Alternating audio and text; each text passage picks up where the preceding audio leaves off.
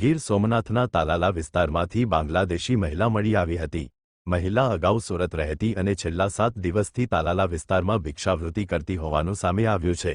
મહિલાને ડિપોર્ટ કરવાની કાર્યવાહી પોલીસ દ્વારા કરવામાં આવી રહી છે। ત્યારે જિલ્લામાંથી અત્યાર સુધી 2 બાંગ્લાદેશી મહિલાઓ મળી આવી।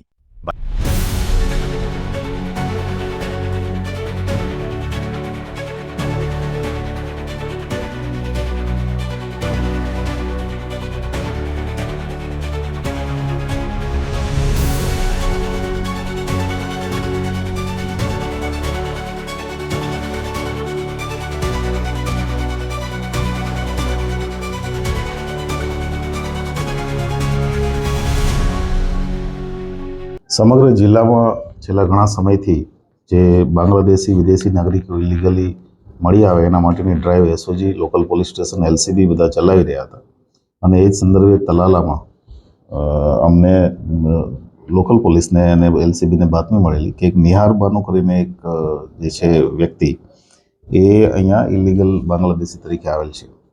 વધારે ડિટેલમાં એમની ડિટેન કરી અને પૂછપરછ કરતા એમને એ બાંગ્લાદેશના વતની છે। એમની પાસેથી અમે બાંગ્લાદેશનો પાસપોર્ટ પણ કબજે કર્યો છે।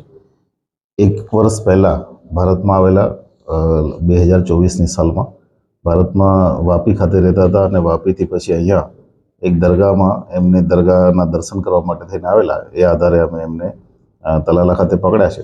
અત્યારે એમની જોઈન્ટ ઇન્ટ્રોગેશનની એક્ટિવિટી કાર્યવાહી ચાલુ છે અને ત્યાર પછી સરકારમાં ડિપોર્ટેશન માટે રિપોર્ટ કરી અને એમને બાંગ્લાદેશ ખાતે ડિપોર્ટ કરવામાં આવશે। અત્યાર સુધીમાં કેટલા વ્યક્તિઓ આવી છે? ગીર સોમનાથ જિલ્લામાં 2 વ્યક્તિઓ, એક ઉના ખાતે એ પણ લેડી છે અને એક અહીંયા તલાલા ખાતે આ મહિલા છે।